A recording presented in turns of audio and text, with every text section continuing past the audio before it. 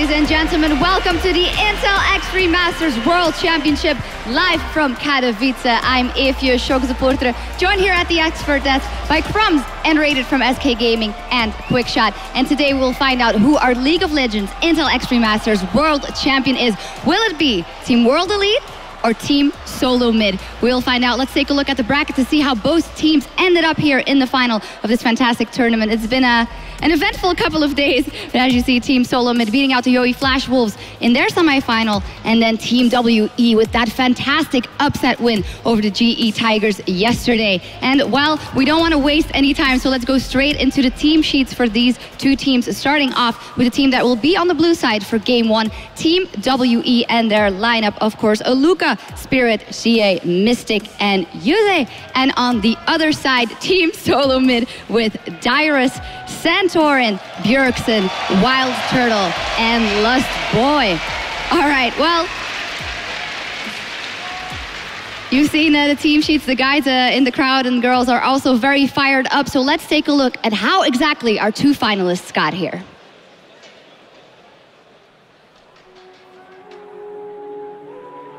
I have been waiting for this moment. It's time to kick it off. No more best of one.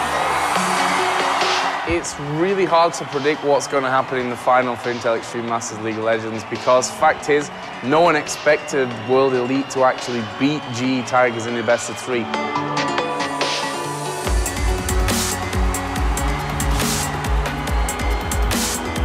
World Elite were the bottom team in China coming into this tournament. Everyone thought they're one of the teams that are going to get knocked out in the first round.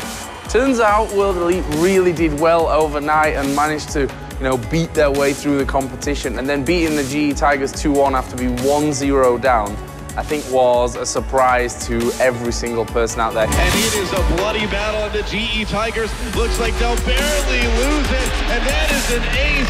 Spirit and Shia survived. From TSM's side, I actually think that TSM should be coming into this game as favourites.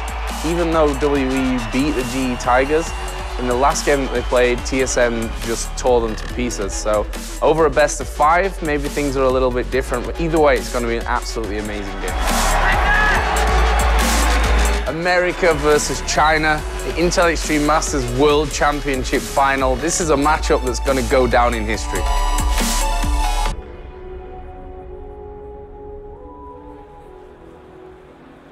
Fantastic video seeing how the two teams got there, and that upset win from WE over GE Tigers, one of the biggest, or if not the biggest, comeback in League of Legends history. By the way, there's a great article on that over on the Score, esports.com, too, on the app. But guys, if we talk about these two teams, for World Elite, for me, it is a story about the growth of a team throughout a tournament, through the changes they had made before the team that nobody had deemed worthy. The question here is, can this team keep improving? Every single game they've played better and better and better. Have they reached their skill cap, or are they going to crumble here?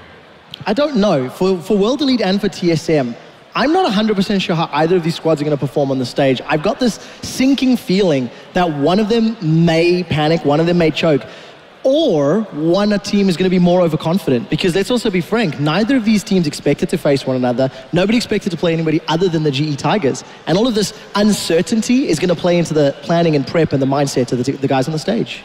So we haven't actually seen everything of all of the teams. I think they have a lot of more picks prepared for this, and coming to the grand final, I'm really excited to see what actually they're capable of. And we will see more picks, we will see much more different play styles, and let's just see what's going to happen. Yeah, absolutely. How much will it be in their mind, the fact that TSM had their very first victory here on the tournament versus WE, and they could have just as well been playing a totally different team because they're unrecognizable. Yeah, they definitely are. World Elite has grown more over the last 3 days than I think you can say from any team in any tournament. Going from those group stage losses. Team Solo Mid, on the other hand, I think they look better on day 1 than they did on day 2. And we just need to see whether or not they can refine that initial preparation, that initial form that they had going into the game against CJ Entus, where TSM looked decisive, they looked aggressive, they looked very, very in control. So it's going to be whether or not they can keep that up here today across a best of 5. Yeah, for Team Solo Mid, how do you see them? Because obviously it's a team that we've been seen playing so many times. They're #1 in the NALCS, but they've not necessarily taken the same steps here, even though they've shown great play. You know, when I look at these two teams, their play styles are so radically different, and the biggest thing has to be in the way that TSM gets their victories, and similar to the GE Tigers, you know, they capitalize off of people's mistakes.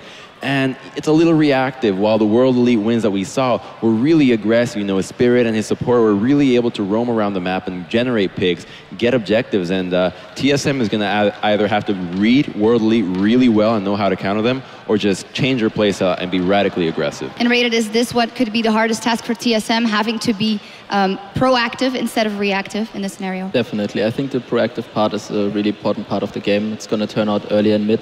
Just early and mid game is going to decide whether it is going to roll or not. So that's what we really have to look out for. Something else I want to keep my eye on is that mid lane matchup between Shia and Bjergsen. Bjergsen has performed, I think, exceptionally this entire tournament, regardless of his matchup or his lane opponent, or even the state of the game. Shia yesterday blew me away. His performances on Not Diana were incredible, and I really want to see whether they want to play that out. It's interesting that he played Diana a lot on day one, though, because a lot of the guys we've been talking to quite like sort of Diana into Zed in terms of itemization, scaling, and knowing Shia is a fond player, knowing Bjergsen's tendency for Zed, I'd love to see that matchup play out. Yeah, another matchup super important in this one is Santorin versus Spirit, because we have touched on Santorin quite a bit in terms of how he could get to lanes rolling and maybe, as said, not being as proactive in some lanes, and Spirit has been doing so much work for WE. One of the key things about Spirit is that he's a guy that's going to go ahead and solo Dragon without any vision. He's just going to go in the pit, try to get the Dragon, and if he can, it's going to get the ball rolling for World Elite. We've seen him do this in the LPL, and you know, Santorin has to step up his vision around the Dragon. Yeah, we will see, but for now, though, we want to get into game as fast as possible, and we want to meet the teams, so take it away, Chobra. Thank you very much, Shocks. And we're here for the Intel Extreme Masters World Championship. After 3 days filled with emotions, it's time for the last two teams. Before we begin, I learned a little something for everyone here. Are you ready? Siema Katowice!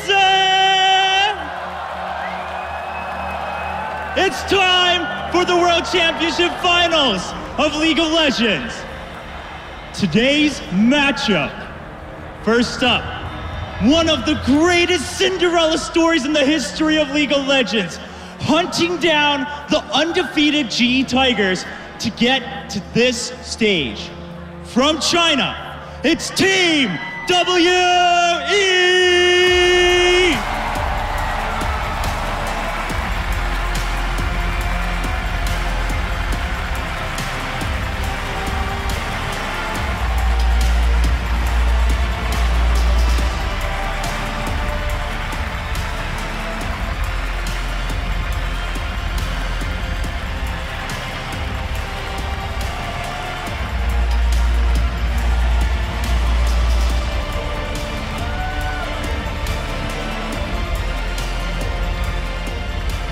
And their opponents.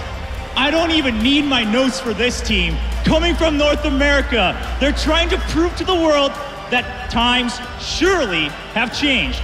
It's going to be TSM!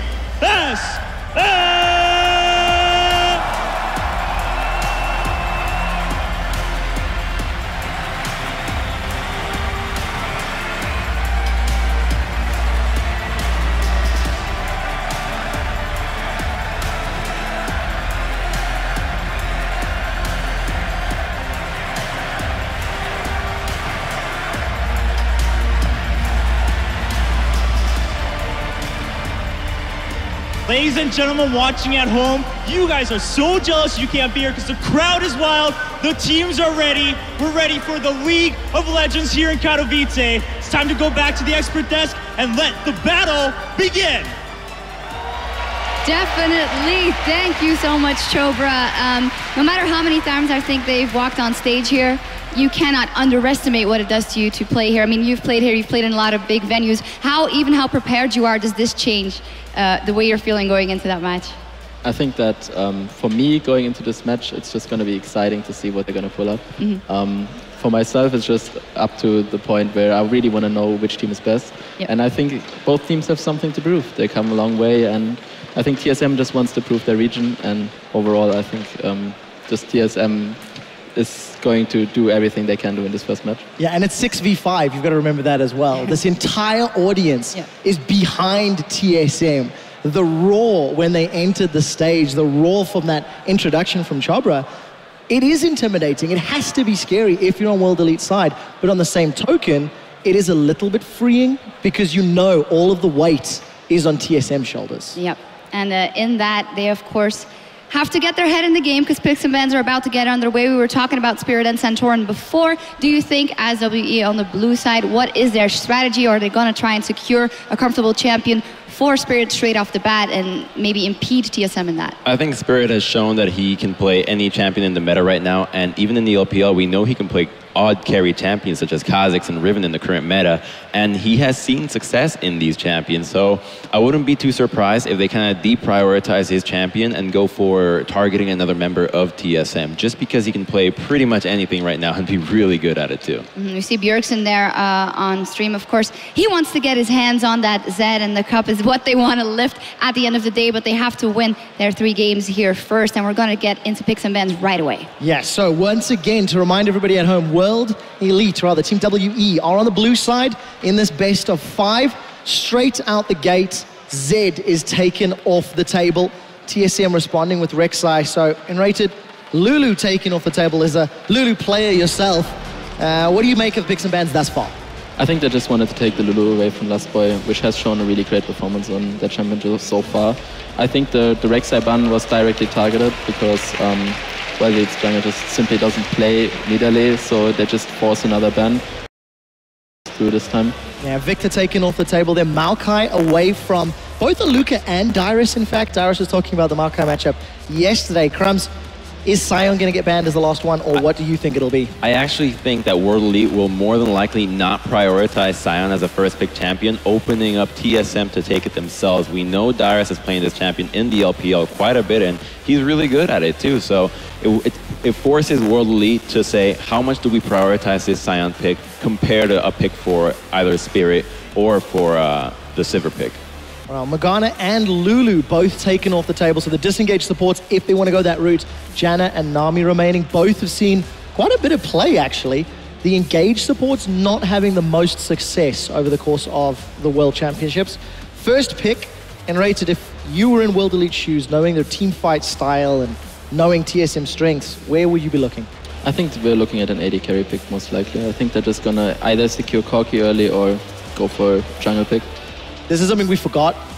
First pick Jarvan happens all the time for Spirit.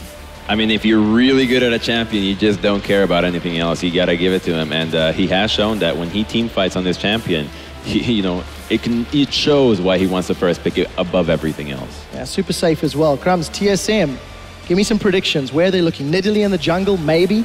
Santorin's played that a few times. Seeing Rek'Sai, Maokai, do you even prioritize that anymore? I think they don't have to commit to a jungle pick right now because it's already been taken, and the Sivir into the Jarvan is a little bit difficult. You know, it's good if you commit for a really hard engaged composition, but Jarvan has a really easy time ulting Sivir, flashing out, and being a short range AD carry, she just doesn't dish out a lot of damage, so Jarvan can really neutralize the Sivir. Enrated, what's your take here? 10 seconds left. TSM and, well, WE rather, taking their time. I was about to say the LeBlanc was open, Zed was banned, therefore the LeBlanc pick was pretty obvious then. I wouldn't be surprised here to see the Ahri and just go for the all-in matchup that they took last time against the Tigers, of the Ahri versus LeBlanc, and he's going to need some pressure in the mid lane like we saw yesterday, because even though Cura eventually died in the 1v1 scenario, he did fall behind in CS in the early laning phase, and it was only that gank by Spirit that got him the lead that he needed to snowball the match. So it does seem to be that route taking shape. A lot of mobility on Team WE, and Ahri's most likely going to get locked in. Still got Corki available if they want to run that route. As far as AD carries are concerned, a lot of Corki play at the World Championship. They're running the clock down. I think the Janna is the most likely choice here, since they want to secure the best support for their composition. They have a lot of ADs open, there is no reason to secure that at this point. I think we're looking at probably support plus jungle pick here, so they don't show top lane just yet, because they might actually not know where the Jarvan is going, so that could be flex pick. Yeah, good points. We do know that Spirit has played it consistently in the jungle, though. Last boy hovering on that Annie. Now, Annie Sivir is a really hard engaged composition and can really pick on the Janna in the laning phase just because one Tibbers and she can pretty much get popped instantly. I'd like to see this combo with a Vi, a really hard engaged composition, and the Vi LeBlanc will kill anything in the mid lane, giving you a lot of pressure in that match, which is really what we thought was the key for this matchup. Who's going to be able to out-pressure mid lane? And with the Vi pick, you know, you fall behind early, but you eventually come out ahead at the level 6, and we are going to see the Vi pick. And I'd be a little worried if I was World Elite fighting mid lane now.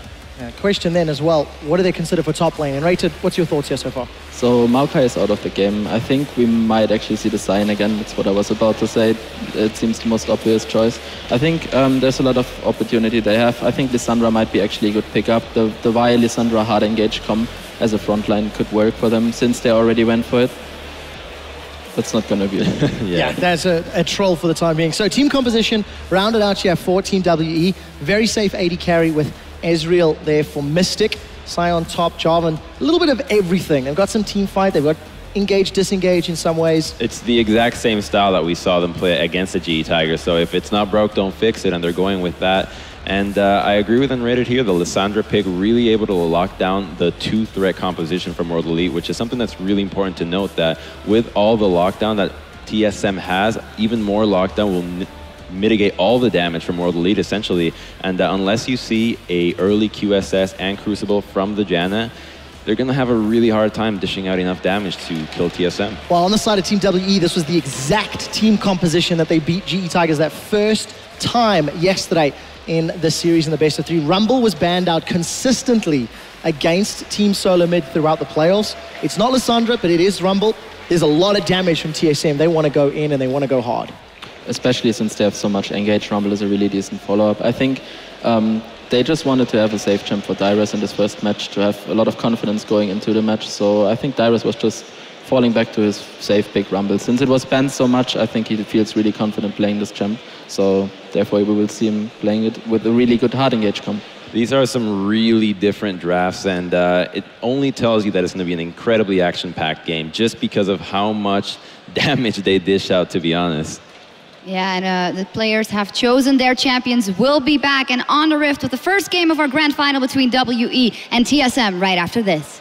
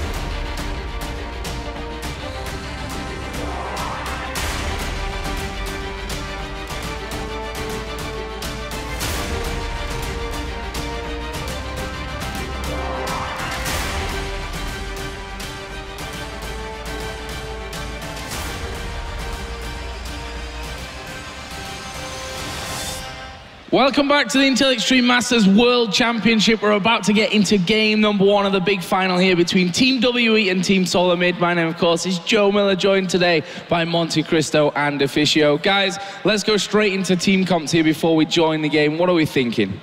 I think Devicio and I really agree here. TSM has to have a successful mid-game with all of these heavy engaged champions. If they don't, WE is going to more than likely vastly outscale them. This Scion with the composition that TSM is running is really going to be unkillable. Sivir's such a short-range champion that the CC will be there, and if he builds MR, Bjergsen and Dyrus are going to have a hard time. And I really worry for Dyrus here with this Rumble. I almost feel like it was a forced pick for him in that top lane. There's so much mobility on the side of World Elite. It's going to be nearly impossible for Dyrus to get a proper ulti. It's going to be basically just a zone away once the Scion and the Jarvan jumps in. And sorry to cut you off. We are in game here for the first one of this best of 5 grand final. Of course, the group's been best of 1, semi-finals best of 3, now up to a best of 5 to decide whose name will go on the trophy here for season 9 of the Intel Extreme Masters. And already Xie and Bjergsen just having a little bit of fun in that mid lane to kick us off. We're going to see a lot of action around this mid lane here, because when you're playing double assassin, it's really about who can snowball each other here. We haven't seen Santorin being too active in early game beforehand, while Spirit likes to come in there and give his mid laner a helping hand. When we first saw these two teams play before in one of the first games in this tournament, what happened was that TSM had a very strong early game warding plan, and they got wards on both WE's Krugs and the Gromp so they could keep control of Spirit. And really why TSM did have such a successful early game was they had the teleport on the Diana, Bjergsen was able to maintain pressure in mid, and therefore TSM continued to follow Spirit's pathing. They don't have it this game. We did see WE defensively play against that to prevent the invade. Yeah, I think I will try to predict at least around this bottom lane is because you're playing Sivir Annie, you can push in the lane early. Ezreal doesn't really have much pressure in the early game. That opens up for Lost Boy to roam to the mid lane. So if we're going to see a pink ward in the river from Team Solo mid, then we can roam with the Annie, and that can really snowball that lane. If he goes in, lands a stun onto Xie, and we see a kill from Bjergsen, then suddenly that lane is open again for Team Solo mid, and they can start invading into the jungle of World Elite and place these deep wards to try and spot out Spirit, which is gonna be the game plan. You gotta be able to track this Jarvan here. Don't worry, Joe. This is all planned for Scion. I knew you were going to call me out on that as soon as I saw you in there. I just saw the message and I wasn't really thinking about it. That's why I was so surprised the other day. But Luca, of course, going to do his standard start by now here on Scion. We've seen him do that every single game that he's picked that one. And to be honest, his Scion play has been really, really good. Become an unstoppable tank force in that late game. Yeah, it's one of the few champions we've really seen Luca deliver on. His engages, he's hit them when it mattered. They haven't always been flawless. It has been a bit hair-raising at times, I will say. And look at this Spirit already with the early crab grab right there to check in and see if he can find Santorin looking for a gank, or at least see if Scion can push up in this matchup. And, you know, for me, this matchup is very interesting. It's the same matchup that Xie played into Kuro in our last semi-final. And we saw him do very well there, but skill matchup overall. Yeah, this matchup is so much about predicting where LeBlanc is going to jump with her distortion and then land a charm onto her. Because if you do that, you're going to win the trade from Ari's side. But it is the LeBlanc who has the mobility advantage, 1 to 5 at least, and that's why Bjergsen can decide the trades at least, or if you just want to sit and farm and wait for level 6, that's his decision to make. I still want to look at these two junglers because Spirit has been a lot more active in terms of early ganking. We've seen him gank a lot for Luca in the top lane because Xie has been able to kind of hold his own in the mid lane nearly every single game, even beating all the mid laners. Santorin with an early ward like we often see from him. Not been looking for a gank just yet on this Vi here though. Yeah, you were talking about Spirit, and I think his style different there to Santorin, who we saw, I think yesterday was a prime example of it. We only really saw him come into it when he was a counter gank in the top lane to help Dyrus get first blood. Granted, it wasn't the most proactive of starts, but when he did finally turn up, they were able to get themselves a kill. And expect pretty much similar style from him today, especially playing that Vi to get up to level 6 in the early stages. Bottom lane is actually being pushed up fairly heavy here by Team WE. Yeah, Spirit on that side of the map. Spirit actually took a pretty delayed red buff right here, so we'll see if there's a plan for him coming in, because Santorin should be timing out pretty soon, and he may have that little advantage. Yeah, that should be a pretty good edge for World Elite in terms of early ganks. Even if Santorin is there for counter gank, the red buff is very important. Obviously, this bottom lane is not exactly easy to gank for Vi pre-level 6, Ezreal with his jump, and Janna obviously with the movement speed. Santorin looking, Spirit, around the mid lane. It's going to be so much about these two guys in this mid lane here and what the junglers can do to help them. So far, we haven't seen any action. Just fairly standard farming. Wild Turtle falling slightly behind down here in the bottom lane. I'm not sure if they lost the race for level 2, but that's often why we see them fall behind early on. So that must have been it, because what happened was they tried an invade, and yet WE still got the small Krug right there and immediately came back to lane, and that's a double knockup right there, but not too bad. Turtle taking a few pokes, but there's a big advantage, actually, potion advantage already on for Mystic in the bottom lane with that CS edge. It really is a problem. If you don't notice them take this camp at level 1 or at least one of the small golems, you don't notice the XP difference, and then you start pushing the lane early on because you're fighting for that level 2, and once you realize they're going to get it before you and you're stuck in the middle of the lane, then you take a lot of damage. Both junglers, though, once again around this mid lane, Spirit still with that delayed red buff.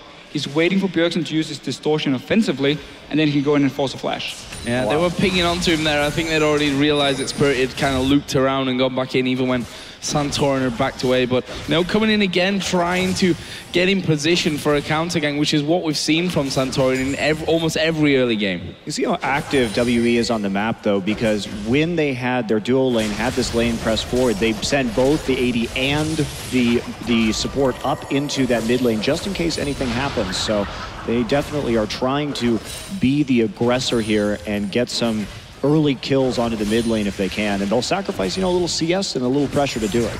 It's really been a standard comp here for World Elite and a standard level 1 or early game, we can say, because they really like to play these compositions where they have an assassin that can kill people one-on-one, you have a massive tank in the top lane with a teleport, and that enables you to do a 1-3-1 split push once you get out of the laning phase, where your goal is basically to pressure every single lane at once and use Sheer on this Ahri here to try and outplay Bjergsen, honestly, and kill him in these side lanes. If you manage to do it, suddenly you have a numbers advantage in multiple lanes where you can push him up, you can get a tower, you can get a dragon, and that's really how you open up 4 objectives. And I think it's really smart when you're a fairly new team who relies so much on your individual skill, because the communication needed is more just like, I'm backing, everyone else backs away, take it easy, because obviously when you do 1-3-1, you all gotta be on the same page and push the lanes at once.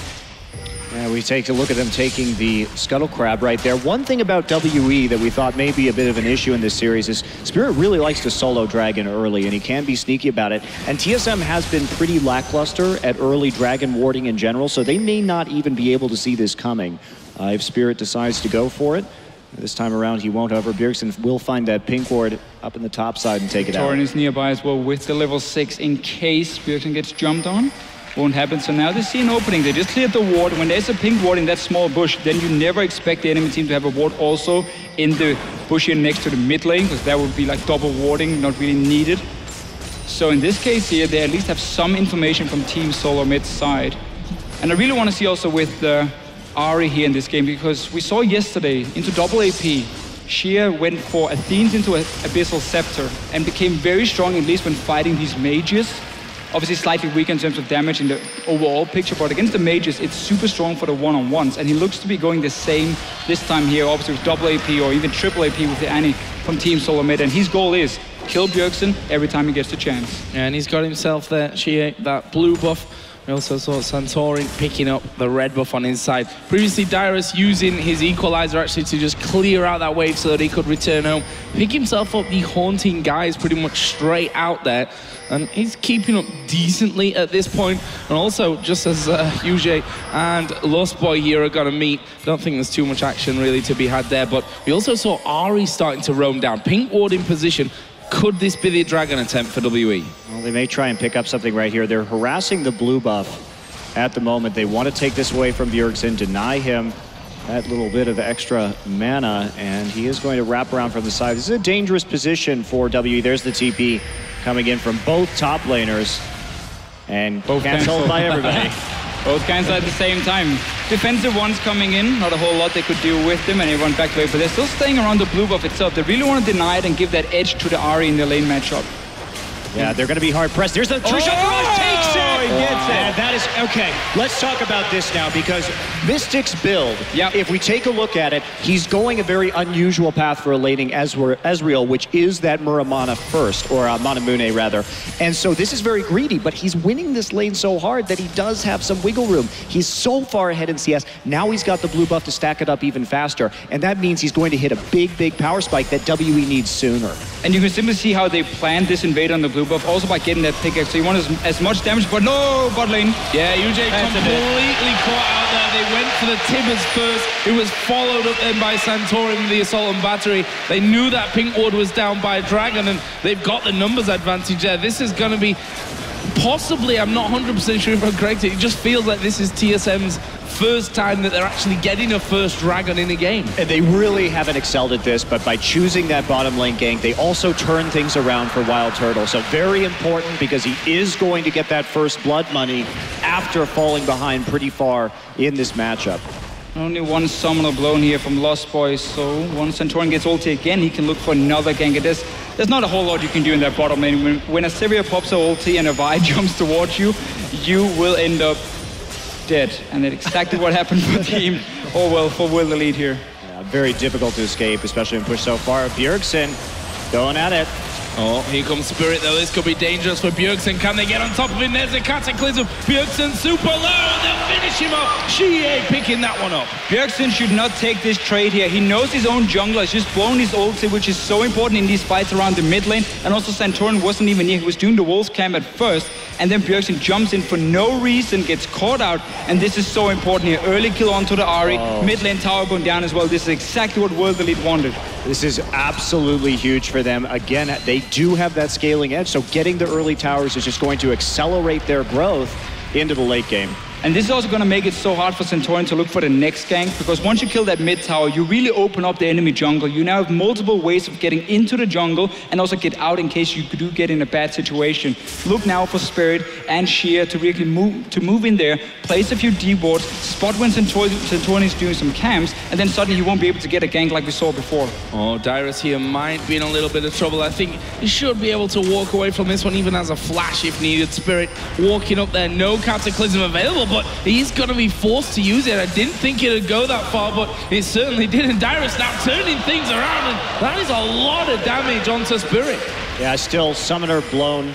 However, for Dyrus and the ultimate down as well, so he won't be so much of a threat. This is a sneaky little gank coming in. Nice trap. Oh, Lost Boy from the side. That's a good Howling Gale. Wild Turtle not able to get in. Santorin a little bit too far away. However, Flash was used there by UJ. Yeah, but even so, he didn't use it in the last fight when he was locked down, so he actually had a method of escape this time. But that will set him up for another gank from Santorin if they really want to press this one down. They still are behind in terms of CS. And a little bit of damage control here from Mystic, going for that Sheen as his next item instead of completing. So Tyr going to take a little bit longer to get fully stacked. I like the way he's building though, the way he's trying to react to what's going on in the game. When World Elite wants to make a play, then he goes back and looks at the amount of gold and says, okay, how can I do the most damage at this point? Okay, I need this pickaxe, even though I can't complete the mana immune just yet. And then I can start, joining in for a potential fight around the enemy blue buff. Then he goes back next time and says, okay, we just died in the lane. What do I need for maximum damage? I need that Sheen already. So I like the way he's trying to adapt to it, and he's been doing a very good job. He got that level advantage from level 2, where he got the push first, and that really set TSM behind in this lane. So right there, we did see Santorin come back in for the lane gank. They want to get Janna again if they can, but we did see the recall and then the Krugs kill from Mystic instead. So WE, now with a little fear in them, they are playing further back, opening up some of the CSing opportunities. But here we go up in the top side. Oh, Dyrus going to be caught in Cataclysm, and last time they came around, they didn't have that flash, or Dyrus was forced to use a flash. There's a True Shot barrage coming through. And that bottom lane, Mystic going incredibly low. I liked how they funneled that kill there as well in that top side onto Xie. Yeah, again, it's about this mid lane here, and that's why World Elite can take this trade. Top lane tower will take a lot of damage as well, but simply what Team Solomate is trying to do here is using Sivir, who's extremely strong at fast pushing, to get an early tower, and now you can swap her around. You can swap it to the top lane, start fast pushing that one while the dragon is not alive anyway, and that's how you can try and create a global goal advantage, because Ezreal is not able to hold his own in a one-on-one, at least not stop the waves from just pushing in over and over. Problem is, World Elite are putting their focus on the other side of the map, around the top lane. Dyrus being shot down now. We saw the kill in the mid lane on Bjergsen as well. And that is more important for World Elite, because when Mystic played Israel yesterday, he fell behind the lane, he lost his tower, but it didn't matter because his job in team fights was simply to act as a janitor and just clean up. And just talking about Spirit's jungling this game, he has had such good control over the Rift Scuttlers, just constantly making sure that they go over to WE side as his lanes are pushed up. That has been most of his focus throughout this early game. Much more about that vision, also repeatedly smiting the Raptor buff. We've seen him constantly clearing wards with that ability, and they may try and contest this blue as it's up right now. A lot of people that will be seen by TSM's ward in the river. And we do see Wild Turtle in the top lane here, one-on-one against the Lucas. So he is swapping from the bottom lane. That's why they put all the pressure on that tower. We'll try and trade potentially this one for the next dragon. Obviously no teleport on your AD carry. But this should also mean a blue buff will go to World Elite when there's this teleport threat. Yeah, look at that wave control too. Shoving all the way up, making sure it's as safe as possible before they go after it. And Lustboy coming up, a little scrapping up in the top lane between Turtle and Aluka. Wow, spell shield used there. Stop Aluka getting that stun out, but we'll see here if that turret does in fact go down. Santorin's actually decided to leave and move more towards that middle side of the map. 30 seconds until the dragon comes up. We can see, if you look at the minimap, that both Jarvan and Ari are moving down the bottom. This could be really bad news for Dyrus. Will he stick around? No, he won't. Safer play. Okay, smart play by Dyrus here. You saw 3 guys from Team Solo Mid on the top side. So obviously with the dragon spawning and the bot lane already being pressured from World Elite, that's an easy tower they trade. They're going to get that dragon as well for themselves. And we're going to have to see if World Elite, Team Solo Mid wants to push the mid lane after. Yeah, with Santorin walking up into that top side, they don't have a lot of pressure on this dragon right at the spawn. So WE is actually going to take 2 objectives and trade for 1. But Team Solo Mid, they want the mid lane instead here. They're expecting World Elite to go down and take the dragon. You can push in here. Let's see if they want to go for any setup. I mean, Santorin's going to be way too late. Just push in that mid lane here, get a bit of damage on the tower, and escape outside towards your own jungler on the top side. Big collapse. Dyrus is in there. Here's the charge right through. Will he connect onto anyone? He won't, but Spirit moving forward as well. Wild Turtle using his ultimate very defensively, but Lustboy goes back in there. I'm not sure that was the best move for him. Mystic will shut down one. Turtle will make it 1 apiece, and I think that's all she wrote for this fight, 1 each. They have to back off right there. The fact that the Sion ult, that was mostly just to get them off the tower, and it was a bit of a bonus after they stuck around. Xia is very, very strong right now. He's going to be immune to a lot of the magic damage put out due to the fact that he's building Chalice into Abyssal right now, and so very risky engage for TSM to take. I think they were getting a bit greedy right there, and they should have committed to the mid lane push sooner. Exactly. It just seemed like they wanted to do 2 things. One guy was saying we can maybe stop the dragon, so 2 of them were moving down towards that one while the rest was staying in the mid lane, and just didn't manage to push it in time. But 17 minutes in, 2 items now completed on an Ari. So much magic resistance. This will basically nullify the early magic penetration for Dyrus as well, because once you get up to a certain amount of magic resist, removing 15 is not really going to do a whole lot. That's why you're going to need that Void Staff coming in later on for both Bjergsen and Dyrus, if they want to do any damage to Xia at least. Yeah, this is looking pretty good so far for WE. They have held their own. They've made sure that they've gotten some objectives as well with this more late game focused team composition. Dyrus has gone for the Liandry's just to burn down some of Aluka's HP, but it's going to be hard. The Vanjie's Veil completed right now for Bjergsen or Dyrus to do any damage. I'm really expecting Bjergsen to go Void Staff second item. It's a thing he likes to do on LeBlanc anyway, to reach an earlier spike and a bit cheaper one instead of waiting for that death cap, which obviously costs a lot of gold and also requires you, when you're back, to have at least 1600 gold for that large rod, which we don't see too often if there's a lot of action. So Void Staff should be coming in second for him. For his MR, even Spirit getting some for himself. And we normally see the support from World Elite also go for the Locket on their side. It's a fun little thing because Spirit is one of the big carries on this team. So he's building pure tank. He doesn't build any items that really help the team except for that side stone. So the Locket always goes to the support no matter what they play. And that's just a cool little thing to see how Spirit wants to be as strong as possible, because obviously the Locket itself is not that gold efficient just for him. Oh, Spirit gonna dive in here. Lustboy in the middle, but Xia comes around the side. The throw timbers on him. Equalizer will come down as well. Santorin should be able to finish off Spirit. He'll be close, but he does get the kill. He'll pay the price in the end now, and that's a double kill for Xia. He's already going great for him. He's now 4-0-1, and TSM losing another 2-for-1. They're being forced up towards the top side here to retreat. That means the mid lane suddenly is open. World Elite already pinged it. 4 guys pushing them. This is what they like to do so much. Have pressure in every single lane. Look at the bottom lane. That's already pushing just from the minions. Meanwhile, you had Mystic sitting in the mid lane and Aluka now zoning them away from this tower here. This should give some damage at least for World Elite. Bjergsen does nothing to Aluka there. We've just seen him throwing a few spells his way. It really doesn't do all that much damage. And now with another wave coming in, what are they going to go for? Shia just trying to get his orbs across them. Dyrus lost a bit of health, but looks like TSM will be able to hold on to that turret for now. Yeah, you know, we were talking a bit during Champ Select about this Rumble pickup for Dyrus. It's been one of his less impressive champions, and we thought maybe that if he had been practicing it, perhaps a Hecarim would have been a lot better here, adding to that hard engage because of the difficulty of hitting this equalizer, and we've seen it. And there's not really anything he can do about it either. It's just purely the mobility of the composition makes it very, very, very hard to land. And so, see as they go ahead and take a pink ward right there, WE starting to look for picks and advance that ward line, and we see Aluka going in to a wall. Wow. Yeah. All planned. It was just you know, a dummy to face Dyrus back there. I think that's what they were going for. They're going to steal away this blue buff either way. And again, Bjergsen struggling to keep control of that. And that's bad news in the long run. It's such a nice play from World Elite and them knowing, okay, we won the mid lane, we were also winning the bottom lane, at least in the early game, so that allows us to move into the jungle of Team Solarmate and ward up around this blue buff. They tried to contest for the first one, had to just back away though, but the last 2 has gone over to World Elite, so they denied from Bjergsen here. His impact on this game has really been nullified by the way World Elite has played and by him taking that fairly bad trade in the early game where his jungler wasn't there to try and help him. She is now moving up towards the top side of the map. Wild Turtle in there.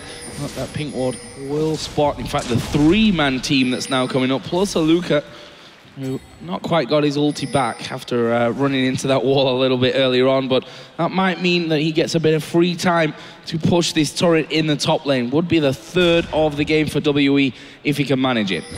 Shia going back and immediately buying a needlessly large rod. He's really pulling ahead in this matchup so far. TSM finding an opportunity, a good one in fact, to go ahead and deal some damage to this mid lane turret. It looks like they'll pick it up. Yeah, no chance to defend that. Just Mystic's Ezreal. And that's 30 seconds for Dragon once again, and we can see it's TSM now with Bjergsen having a Void Staff, moving in to get those wards down. And this is the critical timing for TSM. They have to start making more plays in the game. The gold lead is still relatively even, but they are arriving at a little bit of a power spike right now, and if it goes much later and that Sion gets tankier, it's going to be very difficult for them. I would love to see them place a pink ward around this dragon and just have Bjergsen sit in that bush here. See if anyone from World Elite comes in to face check. If it's not a Luca, he can chunk them down so they have to retreat. Let's see though. Ari is going for Dyrus. Missed the charm, so no kill on there. Dyrus does make it out, but he has been chunked already. He has teleport though. This is big for the fight. No ulti from the Ari is very, very important here in this mid game. You can see how Bjergsen, he's waiting to get the rest. They're going in. Oh, they're going to get Mystic down instantly there. Lost Boy Flash Timmers. They're now going to aim for Spirit, who manages to get the flag and drag away. Well, they're going to keep chasing. Bjergsen will leap in from the side, and that will be another couple of kills. Meanwhile, Luca did ulti charge towards them, but he's going to be kept completely off to the side. Chia might be able to do some damage, but he won't save his teammate, and that is 3 kills for nothing there for TSM. Absolutely love the setup here. They knew first of all that Ari had no ulti, and also you have this mid-game LeBlanc who just finished her Void Staff. Wait in a bush around this dragon. Someone is going to come in and try and face check you, and that's where you can jump in. Lost Boy with the engage, and also Mystic. What was he doing there? He's not the guy to run in first. Either you check with your Q or you don't even get near it. Not to mention the misplay by Aluka after going ahead and ulting in. A little bit unnecessary. And for me, you know, right there, better just to see if you can get some wards on your flank and push up to this already damaged tier 2. It's okay to let TSM have that dragon at this timing because you don't want to fight in their power spike. Shia coming around on Santor and starting to box him in. Well, UJ trying to close him down here. She is going to go dashing over the wall, lands a charm. This is going to be a kill for World Elite, and it is Shia that makes it 5-0-1 now. And he's just raking in the money. 9,200 gold overall, way more than everyone else in the game, and he's sat on 1,200 to spend again. He's very rich for sure. Really been about this mid lane pressure coming from World Elite. They're pinging this mid tower. The wave is being pushed up now, so Team Solomid had loads of time to get in position. Bjergsen needs to be careful though. He's staying on his top side all alone, so it opens up for World Elite to just go in and poke it a few times. You gotta Trinity Force on your S roll, just get it down. Yeah, Lucas steps forward, don't even need to tank there. TSM just letting them have that. That's a third turret for WE. TSM also sitting on 3, and if you look at the gold, there's really not much of a difference between a 150, 200 max. And that's really the big story of this game, right? WE being even in gold right now is a very good sign for them. They've actually managed to, I think, weather most of the storm right now. TSM needs to find some more picks. They've got to play that vision game. And right now, the warding is so deep for WE within their own jungle. They can read almost any movement. But we can see how Team Solomid are trying to do it. They have 4 sweepers and no sightstone on the jungler, so they have a very low amount of green wards they can place on the map at the time. Instead, they're trying to deny vision to really get this bush here where you can set up your LeBlanc, your Annie, and wait for World Elite to face check you. But I'm not sure they're going to make the same mistake again, because that was a big one they made earlier where Team Solomid got a few kills and a dragon. Well, they're not going to even be able to get close to taking out these wards, at least on the other side of the map right there. On the lower side, let's see what WE decides to do, taking some movement in to control this Baron area. And we've seen WE is actually very willing to just go ahead and poke into an early Baron, see if they can take it and back out. They really like testing the waters in that way. Yeah, they're going to need some wards behind the Baron pit before they can do it, because Team Solomid does have a combo that can really engage onto you with Sivir and Vi. Dyrus actually down in the bottom lane here, does have TP available to him, but looks like Aluka will just finish off the 4th turret of the game here for WE. So all the outer ring is now down. Of course, that inner turret in the middle lane from a little bit earlier on. And now TSM just started to push back out, wanting to get some more wards down, making sure that they don't get pushed too far out from this Baron. As you mentioned, WE have shown that they're not scared to make that quick call to go in there and sneak one away, especially since Shie has another 1,000 gold to spend after he went back and spent his last 1,200. So we'll see what he comes back in with. We are going to finally see a blue buff going over to Bjergsen. I think there was 2 in a row before that that were taken away.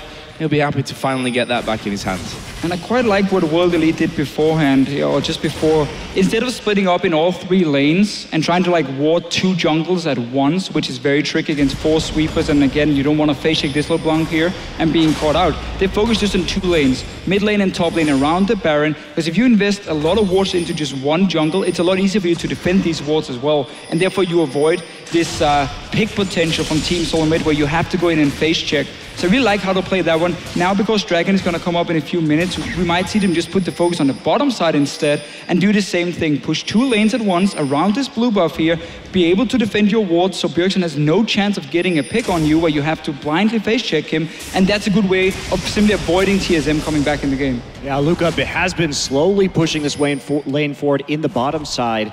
And again, WE looking so impressive as a unit in terms of contesting actively every objective and not letting up on the pressure. And look at this, it's so far in advance of the Dragon. They're still trying to make moves on the map, shoving those waves slowly. And if we look at it, a little hard to tell, but it does look like there's a slow wave developing in...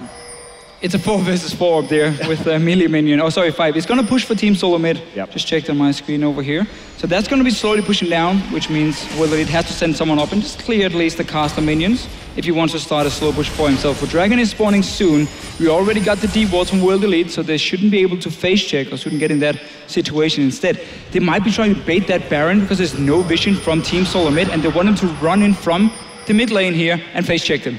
What can they do? Bjergsen probably out of the question to catch, but here comes Aluka powering up. Can he land? He does land, but against the wall, but not quite close enough to make any impact. There's a true shot barrage coming out fairly early from Mystic, and a nice little attempt there to get in for WE, but now it's TSM that are actually pushing back up into this middle lane.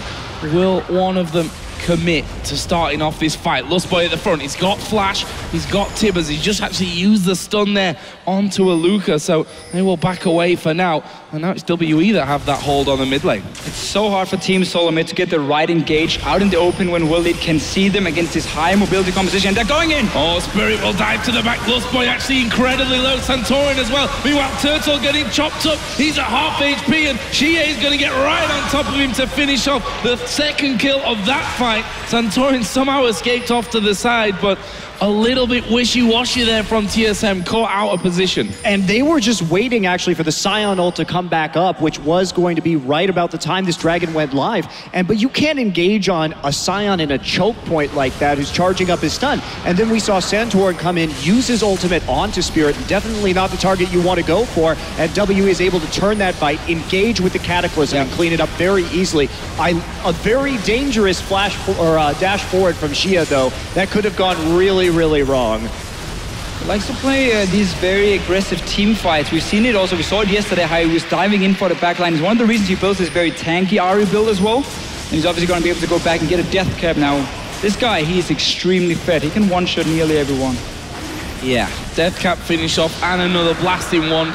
Meanwhile, TSM did pick up a Dragon, so consolation prize we can maybe call that for TSM. Well, they are 4,000 or 3,500 gold behind.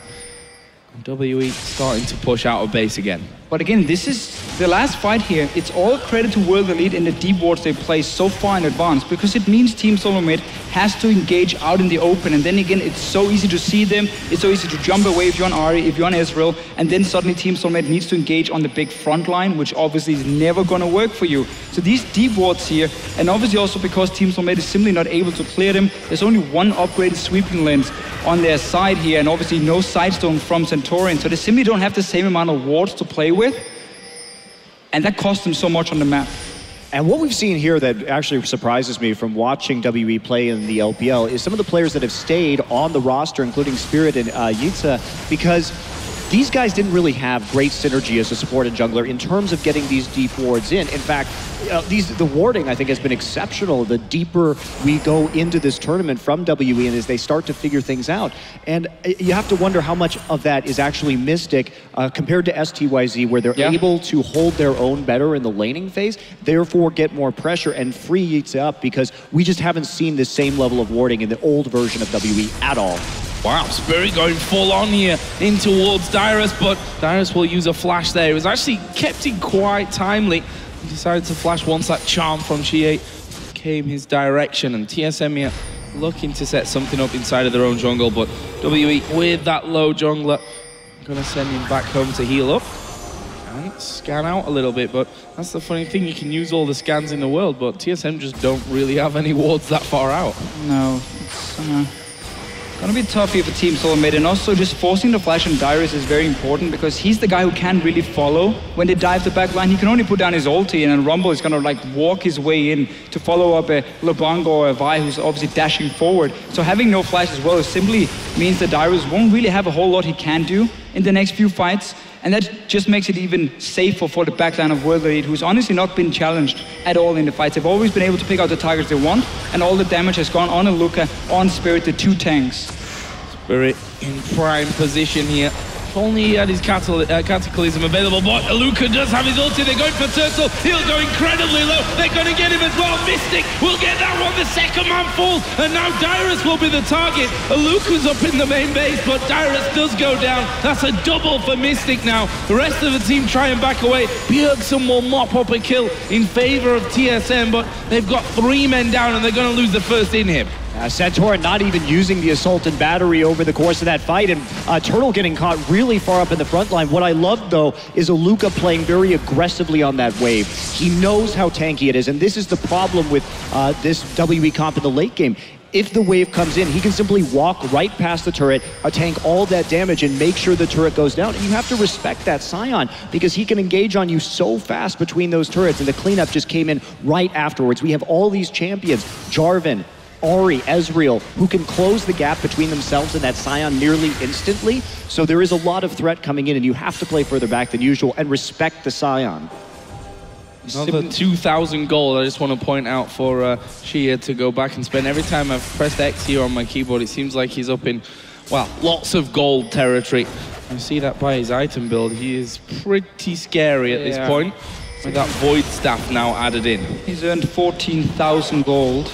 3,000 more than Bjergsen on the side of Team Solomid in this game here. And honestly, Team Solomid, if they want to get a proper fight, they're going to need to have to find some way of flanking on World Elite here, where they can maybe catch out Mystic or potentially even just lock down the Jenna before she can use the Monsoon to start the fight itself. But in order for you to get these flanks, well, again, you need that vision control that World Elite is simply not giving to you. And that's why it's so impossible for Team Solo Mid to find that right team fight here. And we've talked about it so many times, and they just do the same again. Straight into the jungle, place a few wards, suddenly there's very little room for Bjergsen to create a pick or for Santorin to really get the right engage from the flank.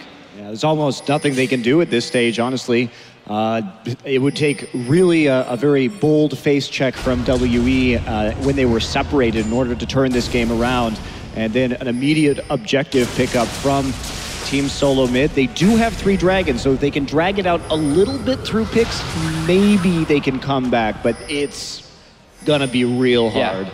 But we can see the plan from Team Solo Mid coming into this game. They were expecting World Elite to split push every single lane at once, and then you have this hard engage from a Vi to single out a target and just get that kill to stop the 1-3-1 from happening. But because World Elite adapted, went for the 1-4 split instead and started really deep on just one side, well, we're gonna see a fight first, we can talk about it after. Tibbers is in there, Shea will be the focus from this one, and surely will go down. It is a shutdown here for Santorin and WE, trying to rally and back away from this one. There is Spirit diving in, Yuji is there as well, and they've already lost Mystic, so they've got no damage left in this fight. That's 4 men down. UJ will back off, but a 4-for-1 for TSM. And suddenly they win the fight here. Shea was focused down, no defensive items from him. Santorin with the ulti and just Team Solo Mid blowing him up completely before the fight even started. And we've seen this before in team fights in this game, especially the one in the choke with Sign where Shea was very boldly positioned right there. Spirit in the front line, but this flash forward is reacted to instantly by Santorin. Yeah. That's the assault and battery he wanted to, or should have gotten down earlier instead of the one onto Spirit. So good reaction, good change of team play from Santorin, realizing that Shea likes to go in very aggressively like that and punishing him for it. And that's the pick they need. They're going to get a dragon off of that as well. Well, mop up there in the end. Mystic unable to get out of that pressure. And Dragon did go the way of TSM there, I believe. Yeah, they're up to 4 now. So did take that one out right on its spawn. And Baron's coming up in 10 seconds. TSM now finally managed to push out, get a couple of wards around that Baron area. Wow. But you see WE, they're playing super aggressive here. Luca gonna go charging in with his ultimate. Turtle is there. UJ will be backing him up. Here comes Shea as well. Can they actually lock anyone up? I think they just wanted that map control instantly in their favor on that top side. I love how aggressively WE plays with this Scion. It's so interesting to watch because they use these Scion ultimates just to get control over a zone on the map. It's a bonus, of course, if you can actually initiate that team fight. But time and time again, it's a very low cooldown ultimate, especially with this Frozen Heart completed. And they just bully people out of situations. They don't care if he takes damage. Let's see if they can pick him off, though. Oh, well, he is pretty tanky at this stage. His ulti back off cooldown, and he'll just dash on up the river. But he is at a 3rd HP, and TSM are going to look to capitalize this one by pushing mid. Now, they have to do something about the super minions coming into their base off that bottom inhibitor, though. They're trying to claw their way back in terms of map control, and gold with this turret. They get it. But how much damage are their Nexus turrets going to take? Dyrus is going to be the one to go back, and not much at all. Oh, you should be able to defend some really good decisions here from Team Solo Mid. From that first team fight where Santorin saved the ulti, got the right target, and now also getting a mid tower here for themselves. So really clawing their way back in. As you mentioned earlier, Monty, they got the 4 dragons as well. So the 5th one will be super important. For now, it's about the Baron, though. World Elite are still heading gold. No defensive item yet on your Ahri or your Ezreal, so the 2 carries can get locked up by this Vi if they go too aggressive, or if Team Solo Mid gets the flank here. Oh, there is Tibbers coming in as well. Spirit actually just walking away from this one. Bjergsen will dive into the middle, and again it's a messy one with Dyrus getting the first kill, putting him now onto a killing spree, and TSM are going to chase. Flashing from Lustboy, they pick off Mystic. UJ is extremely low. They've managed to slow GA as well. They should be able to pick him off with Bjergsen diving in. It'll be a double for Santorin, and 3 kills this time around. Now going to TSM, who are pushing the inhib turret. Now can they end right here? There's not a lot of damage and there's not a lot of wave clear. They managed to find those picks time and time again. They only got 3 minions though. Oh, okay. Yeah.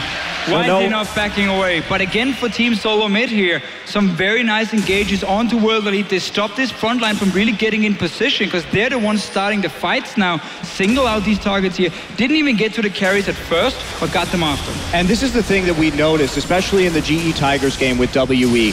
They don't really have that team fight synergy. When we looked at some of the advantages that WE, 6-7K gold in the lead, and they're still nearly going even in some of these team fight engagements. They aren't always on the same page. And here we go, Spirit backing off right there. Shia has to get off of that equalizer immediately. Good Monsoon to blow Santorin out. But Spirit just gets destroyed inside his own Cataclysm, which he had to just pop defensively. And look at Lustboy, what a good flash right there in W for the 2 stuns. Important engages from him, and just we have to give credit to Dyrus as well with his ulti here. He forced Shia to use the Ari ulti defensively to dash out of the Rumble ulti, and he couldn't get suddenly on to the likes of Bjergsen or Wild Turtle and assassinate them in the fight here. So suddenly the front line went down first, and that allowed Team Solo Mid to then clean up. Dragon, about 2 minutes time. Team Solo Mid are going in again. Lustboy moving around to the front. He threw down Tibbers, but it's on the other side that they catch out Spirit.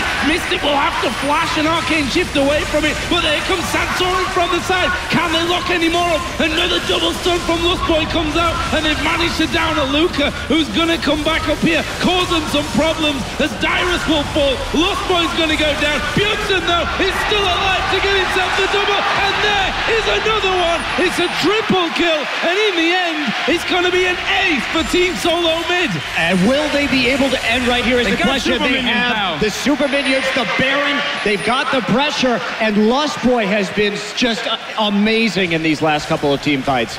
Such a nice comeback from Team Solo Mid. Getting these fights here, they were the ones to engage on World Elite. Here we go, then Nexus turret falling down, the crowd going wild here in the Spodek as Team Solo Mid pick up game number 1 of the Intel Extreme Masters World Championship Final. What a great comeback from TSM. Very difficult situation to be placed in right there. They needed to find the picks and get WE out of position. And WE punished for some of those questionable team fight positions that we've seen in the past. WE had the, I think, better map control for most of this game, but TSM able to punish them with a better team fight synergy. Just absolutely loved the way they engaged in the end here. They managed to ignore the sign completely by just running past him and then take Spirit then the backline. Fantastic first game here with TSM picking up the victory. We're going to head over to Shox and the guys to break it all down. Thank you very much, guys. Team Solo Mid takes game 1 here, but if we break it down, we got to acknowledge that early game, it wasn't ideal for them. Props them for turning it around, because all the lanes were under pressure, and it was showing in their decision-making from TSM. You know, they really focus on getting the Annie ahead so that she can buy the engage items, as you mentioned, and were able to get the picks that they needed and really force a lot of team fights. Now, they struggled with these team fights in the mid-game and could have probably forced a lot more in the early game. But as the late game came down, every single flash from Lustboy was winning team fights left, right, and center. Yeah, I really like the decision-making from TSM in the later game. They got themselves back into the matchup by chilling in the bush, sort of baiting Team WE into a fight, and then punishing them for being over-aggressive. But the opening 20 or 30 minutes, there was a lot of indecision and not really committing, which TSM, I think, may have shaken off, because at the end of the game, they really went in. I think that the early game clearly went to WE. They had enough openings, and just I think that their one fight in mid lane basically decided which direction this is going. I think they had a really good comeback from the early game with that setup, like you mentioned already at Drake, where they got a double kill and then chased the sign down. But overall, I think I was seeing no Mikael's Crucible on that Janna, and I think it was very essential to have that versus the Annie. In the late game team fights also, because it seemed like the questionable decision-making from TSM early shifted to a questionable decision-making in team fights for WE later. And we have a replay from one of the crucial, or the crucial over-engage, let's call it that, for WE and the way TSM played it. They have a bottom lane inhibitor, and they don't need to commit right here to really getting this tower. You know, the wave is going to push in eventually. They're not patient, and now eventually Annie's going to go with a full rotation of stuns, and Ari is going to get stunned by the Annie. And then now, with the lockdown of Vi, this is the problem when you run a double threat composition and one of your threats gets taken out in the beginning of the fight. You no longer have any damage, and TSM has pretty much 5 threats on their team. You need to kill all of them. And once this fight has happened, all the CC in the world won't matter, and TSM makes a comeback with this. Yeah, and final thoughts about this game. For me, as for Team Solomid, it must be very hopeful to know that even if they're not dominating in any of the lanes early, they can pull this off under pressure, Trevor. Yeah, I think as a team, they really showed their ability to play from behind, their ability to adapt to their opponents in the game. Initially, with the team comp, you felt TSM was going to be engaging. They didn't really do that. They didn't actually play to what champions they picked themselves into. But then once they actually found some opportunities in the later game and they did hit those item break points, then they started making use of it. TSM played around their flashes, I feel, far too much. And we'll need to see them adapt for that in the second game of the series. Yeah, I think we might even go to 5 here because WE was looking good as well until up there at the end. And by the way, guys, if this goes to 5 games, we are all staying here until we see a team lift that trophy. So we'll be back after the break with Game 2.